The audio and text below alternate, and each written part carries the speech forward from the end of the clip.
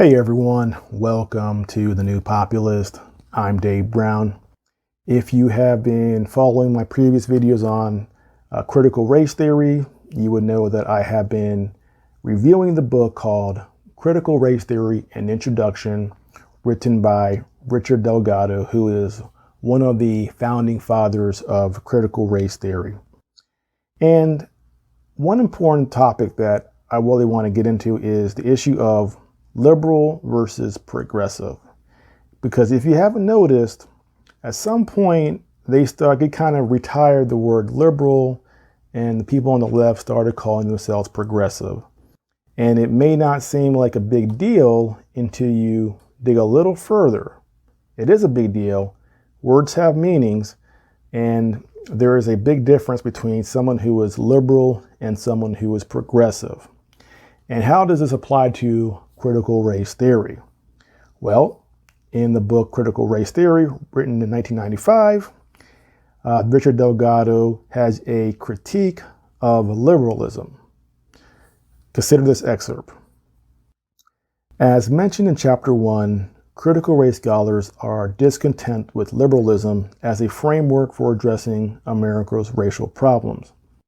Many liberals believe in colorblindness and neutral principles of constitutional law. Right there, he says it fairly explicitly. They are discontent with liberalism as a framework for addressing America's racial problems. Meaning the idea of a colorblind society where our Supreme Court jurists are colorblind.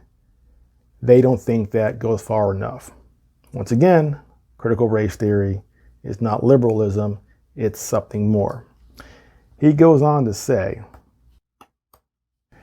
an even more extreme version of colorblindness seen in certain Supreme Court opinions today holds that it is wrong for the law to take any note of race, even to remedy a historical wrong.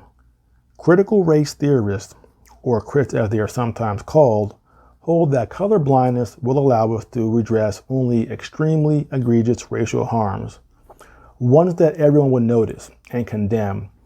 But if racism is embedded in our thought processes and social structures as deeply as many critics believe, then the ordinary business of society, the routines, practices, and institutions that we rely on to affect the world's work, will keep minorities in subordinate positions.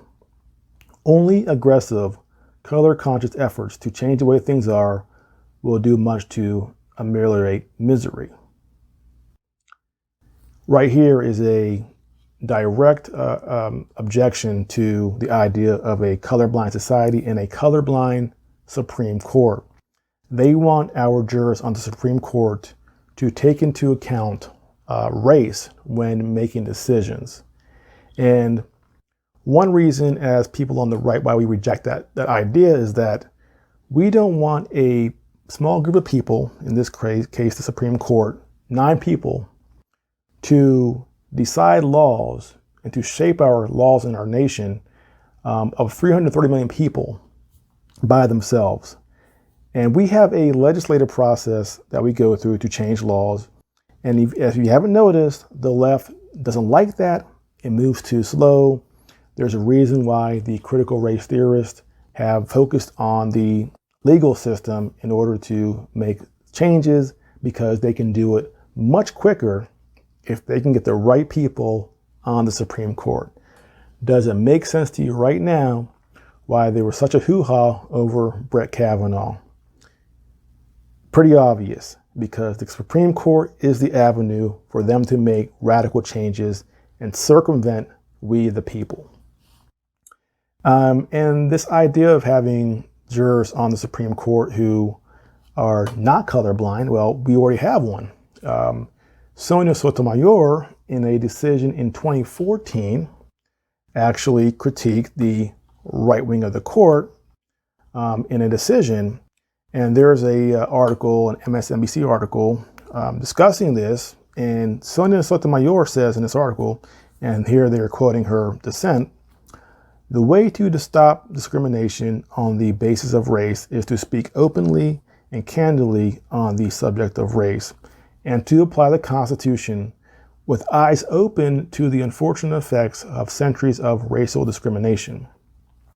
We ought not sit back and wish away rather than confront the racial inequality that exists in our society.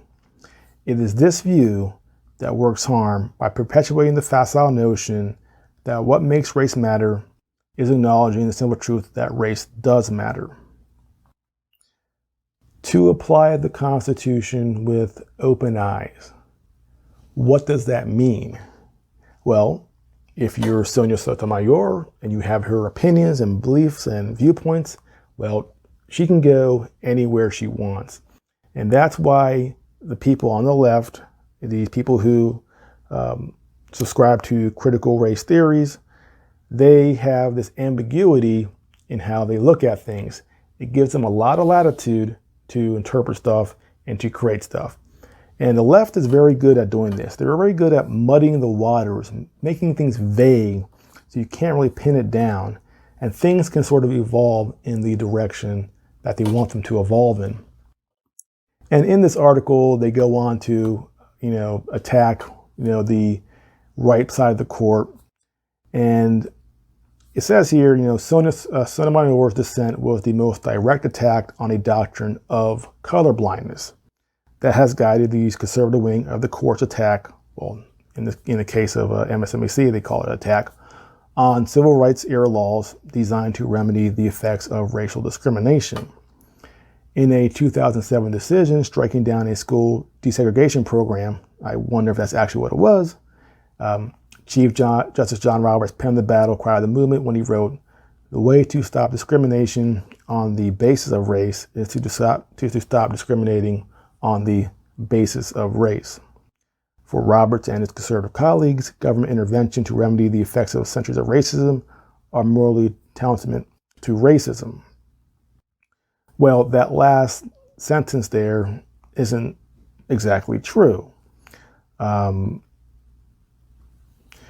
We have done a lot of things to fight back against racism, to change laws. We have, the Civil Rights Act in 1968, and in 1972, we had the, Equal Employment Act, meaning that if you were applying for a job and you were a person of color, and you thought that there was a case where you were rejected or passed over because you're black, you could have some sort of way to follow a legal procedure to challenge that.